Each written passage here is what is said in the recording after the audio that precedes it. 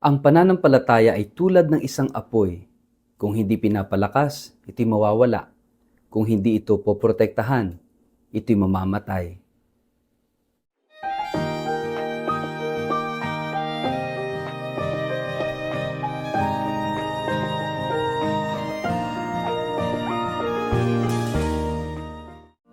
Ang mabuting balita ng Panginoon ayon kay San Juan.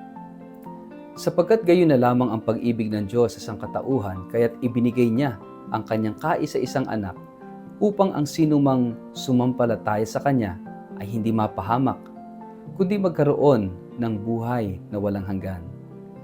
Isinugo ng Diyos ang kanyang anak hindi upang hatulan ng parusa ang sanlibutan, kundi upang iligtas ito sa pamamagitan niya. Hindi hinahatulan ng parusa ang sumasampalataya sa anak, ngunit hinatulan na ang hindi sumasampalataya sapagkat hindi siya sumampalataya sa kaisa-isang anak ng Diyos. Ganito ang paghatol ng Diyos. Naparito sa sanlibutan ng ilaw, ngunit inibig pa ng mga tao ang dilim kaysa liwanag, sapagkat masasama ang kanilang mga gawa. Kinasusuklaman ng mga gumagawa ng masama ang ilaw, ni hindi lumalapit dito upang hindi mahayag ang kanilang mga gawa. Ngunit ang namumuhay ayon sa katotohanan ay lumalapit sa ilaw upang maihayag na ang mga ginagawa niya ay pagsunod sa Diyos. Ang mabuting balita ng Panginoon. Word of the day, hear what God has to say. Mapagpalang araw po sa inyong lahat. Kumusta po kayo? Ang ating pong word of the day ay light, liwanag. Mga kapatid, ngayong araw na ito, pinapapagnilay tayo ng Ebanghelyo mula kay San Juan sa isang napakalalim na katotohanan ng ating pananampalataya. At ang salita na nais kong maging gabay natin sa ating pagninilay ay light, liwanag. Sino sa atin ang hindi nakakakilala sa bersikulong ito? Sapagkat gayon na lamang ang pag-ibig ng Diyos sa sanlibutan, kaya't ibinigay niya ang kanyang bugtong na anak upang ang sinumang sumampalataya sa kanya ay hindi mapahamak, kundi magkaroon ng buhay na walang hanggan. Ito ang puso ng ating pananampalataya, pag-ibig ng Diyos. At ang pag-ibig na ito ay hindi nananatili sa langit. Hindi ito nananatili sa salita lamang. Naging tao ito, naging sakripisyo, naging krus, naging liwanag sa ating dilim. Ayon sa Ebanghelyo, dumating ang liwanag sa sanlibutan. At sino ang liwanag na ito? Si Jesus mismo. Siya ang liwanag na nagpapakita ng tunay na mukha ng Diyos. Siya ang liwanag na nagpapalaya sa atin mula sa kadiliman ng kasalanan, takot at kamatayan. Kung dati ang tao ay naglalakad sa dilim, naguguluhan, nagkakasala, naliligaw, ngayon, sa pagdating ni Kristo, may pag-asa na tayong makikita. Makakilala, makalakad sa katotohanan. Ang Pasko ng pagkabuhay ay patunay na ang liwanag ay hindi mapapatay ng dilim. Subalit nakakalungkot ang sinasabi ni Jesus, mas inibig ng mga tao ang kadiliman kaysa liwanag, sapagkat masama ang kanilang mga gawa. Ang liwanag ay nagbubunyag, ang liwanag ay nagpapakita kung ano ang totoo. At maraming tao ang ayaw sa liwanag dahil ayaw nilang makita ang katotohanan ng kanilang puso. Mga kapatid, ganito rin minsan ang nangyayari sa atin. Mas pinipili nating manatili sa dilim ng kasalanan kaysa humarap sa liwanag ng Diyos. Mas madali kasi ang magtago kaysa magbago. Mas madali ang magsinungaling kaysa magpakatotoo. Mas madali ang sumunod sa agos ng mundo kaysa mamuhay sa kabanalan. Ngunit ang paanyaya ng Diyos ay malinaw. Lumapit sa liwanag. Hindi upang tayo ay hatulan, hindi upang tayo ay mapahiya, kundi upang tayo ay pagalingin, baguhin, at gawing anak ng Diyos. Kapag tayo ay lumapit sa liwanag, hindi lang natin makikita ang kahinaan, kundi ang lakas ng Diyos na nagmamahal.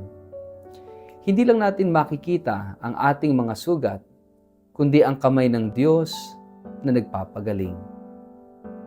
Hindi lang natin makikita ang ating pagkukulang, kundi ang grasya ng Diyos na nagpupuno. Ang liwanag ay hindi para sa pagkondena, kundi para sa pagbabagong buhay. Ngayong araw, tinatawag tayo ni Jesus, maging anak ng liwanag, mamuhay sa katotohanan. Huwag matakot sa pagbabago. Huwag matakot sa pagharap sa katotohanan ng ating sarili. Sa bawat araw na pinipili nating mamuhay sa liwanag, mas nagiging malinaw ang ating misyon. Mas nagiging dalisay ang ating pag-ibig. Mas nagiging matatag ang ating pag-asa. Hindi madaling maglakad sa liwanag, pero tandaan natin, ang Diyos ay kasama natin. Ang Diyos ang ating liwanag. Mga kapatid, sa gitna ng madilim na mundo, tayo ang tinatawag na maging liwanag. Hindi sa sarili nating lakas, kundi sa liwanag na tinanggap natin mula kay Kristo. Kaya ngayon, hayaan nating ang ating puso ay pagliwanagin ng Diyos sa paghingi ng tawad sa kasalanan, sa pagbabalik ng ating kalooban, sa paggawa ng kabutihan, sa pagtatapat sa katotohanan. At sa ating pamumuhay sa liwanag, marami ring puso ang mahihikayat na lumapit kay Kristo. Kaya mga kapatid, sa biyaya ng muling nabuhay na Panginoon, lumakad tayo sa liwanag. Mamuhay tayo sa liwanag. At maging liwanag tayo sa iba. Sa ngalan ng Ama at ng Anak at ng Espiritu Santo. Amen. Ama naming Diyos, tanglawan mo kami, puspusin mo kami ng liwanag ng iyong pag-ibig, upang sa ganoon kami rin ay maging tanglaw sa aming kapwa. Amen. Pagpalain po kayo at ingatan ng makapangyarihang Diyos, Ama at Anak at Espiritu Santo. Amen.